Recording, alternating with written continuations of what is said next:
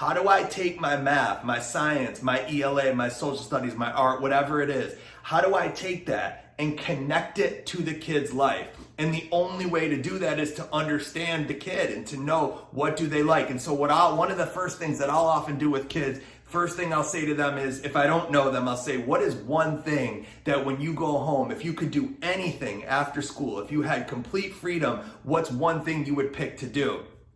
And usually there's one of 6 to 7 categories: sports, music, video games, money, animals, art, usually one of those. And then listen to what they tell you. And then take whatever they tell you and say, okay, this kid loves video games. Where is the math inside video games? How can I connect my math to that kid's world? And that's the goal with engagement. Think about engagement in terms of sales. The way that we do it right now, it's kind of backward if you think about it, right? We talk about lesson planning and formative evaluation and summative evaluation. And really the thought process is, I create my lesson over here in my world. So here I am in my world, I create my lesson. And you kids are supposed to walk into my classroom, walk onto my computer, log in, and learn my lesson. That's old school teaching. The problem is that's not the world these kids are growing up in anymore. These kids are growing up in a delivery world. They're growing up in a world of Uber and Grubhub and Uber Eats. They're growing up in a world of, if you don't bring it to my door, I'm not really interested. So think about math, science, your content. Think of it like a product, okay? It's simply a product.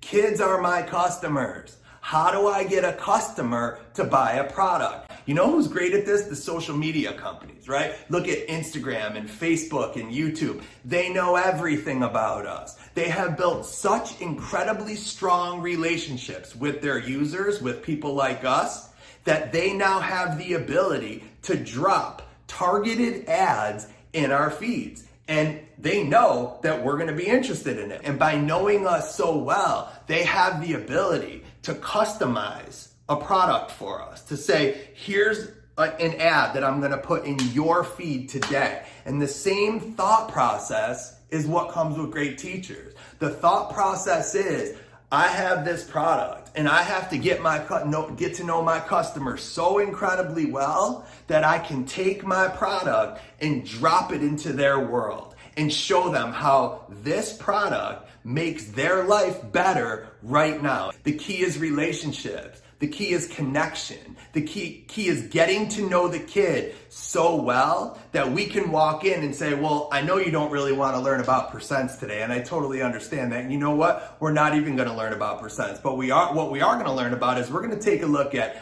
how much more money Derek Jeter, the former shortstop for the New York Yankees, saved in his career by living 1 day a year more in Florida than he did in New York.